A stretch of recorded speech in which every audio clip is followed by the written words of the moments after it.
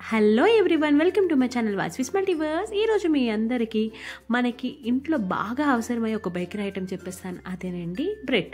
అది వీట్ ఫ్లోర్తో ఎలా చేయాలంటే నేను ఈజీగా చెప్పేస్తాను.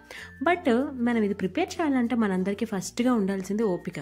కొంచెం ఓపిక ఉంటే మాత్రం ఖచ్చితంగా మంచిగా ఇంట్లోనే ఫ్లఫీగా బ్రెడ్ని ప్రిపేర్ చేసుకోవచ్చు. ఏం చేయాలో ఎలాగో చూద్దామా?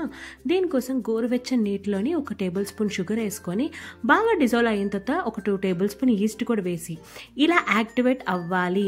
ఈస్ట్ కానీ యాక్టివేట్ అవ్వలేదా మీరు ఖచ్చితంగా పడేయండి, మనకి బ్రెడ్ అనేది రాదు. బ్రెడ్డే కాదు, బర్న్స్ కానీ బ్రెడ్ కానీ ఏదైనా సరే ఈస్ట్ యాక్టివేట్ అయితేనే మనకి పర్ఫెక్ట్గా బ్రెడ్ అనేది వస్తుంది అనమాట. దాంట్లో నేను మీకు కప్ చూపించాను కదా, దాని నుంచి ఒక 2 కప్పులు తీసుకున్నాను. నేను గోధుమ పిండిని యాడ్ చేసుకున్నాను. అందులో కొంచెం పించ్ ఆఫ్ సాల్ట్ని కూడా యాడ్ చేసుకొని మొత్తం అంతా డౌని సాఫ్ట్గా అయ్యేంత వరకు కలుపుకోవాలి. ఇఫ్ ఇన్ కేస్ వాటర్ కావాల్సి వస్తే వేసుకోవచ్చు, నో ప్రాబ్లం. అది బాగా నీట్ చేసేసుకొని దాన్ని ఇంకొక 10 మినిట్స్ మనం రెస్ట్ ఇస్తాం.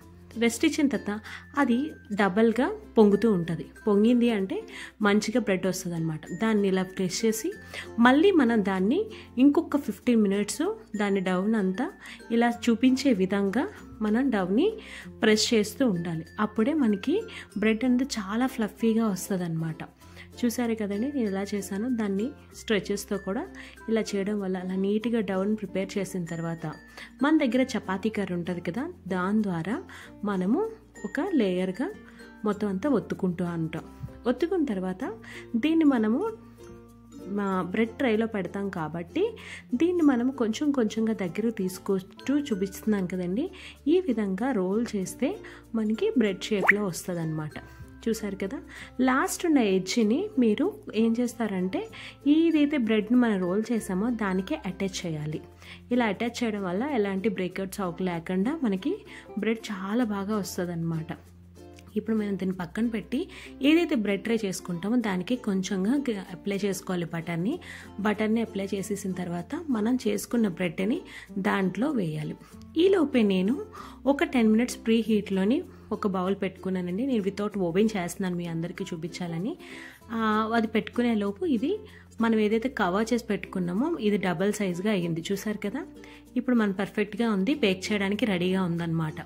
ఇప్పుడు దీన్ని కొంచెం మనము పాలతో ఇలా బ్రషింగ్ అనేది చేసుకుందాం.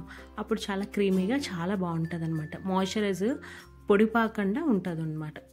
ఆ తర్వాత ప్రీహీట్ చేసుకున్న బౌల్లోనే మనం బ్రెడ్ ట్రైని ప్లేస్ చేసి ఒక 30 మినిట్స్ మీడియం ఫ్లేమ్లోని కుక్ చేసుకుంటే మనకి ఇంట్లో చాలా బాగుండే బ్రెడ్ అనేది రెడీ అయిపోతుంది. ఆ తర్వాత 30 మినిట్స్ తర్వాత మనం టెస్టింగ్ చేసుకోవాలి. మీద టూత్ పిక్ ఉంటే టూత్ పిక్తో కానీ ఇలా నైఫ్తో కానీ చెక్ చేసుకుంటే ఎలాంటివి అంటకుండా లేదంటే మనకి బాగా కుక్ అయినట్టు. కుక్ అయిపోయిందండి. ఇది కంప్లీట్గా కూల్ అయినంత వరకు మనం పక్కన పెట్టుకుందాం. నాకైతే 1 అవర్ టైం పట్టింది. ఆ తర్వాత నేను డిమోల్డ్ చేశాను. చూసారా ఎంత పర్ఫెక్ట్గా వచ్చిందో బ్రెడ్. ఈ బ్రెడ్ని మనము కట్ చేసుకోవాలి. బాగా చల్లారిన తర్వాతే కట్ చేయండి, పీసెస్ లాగా కట్ చేసి చాలా పర్ఫెక్ట్గా వస్తుంది. ఇది చూడండి, నా బ్రెడ్ చాలా బాగా వచ్చింది. దాన్ని నేను చాలా అంటే చాలా బాగుంది. చల్లారిన తర్వాత కూడా చాలా మెత్తగా ఉంటుంది, మన బయట దొరికినట్టే. మీరు కూడా ఇది ట్రై చేసి మీకు ఇది ఎలా వచ్చిందో నాకు కామెంట్ సెక్షన్లో కామెంట్ చేయండి. Please subscribe to my channel. Thank you so much.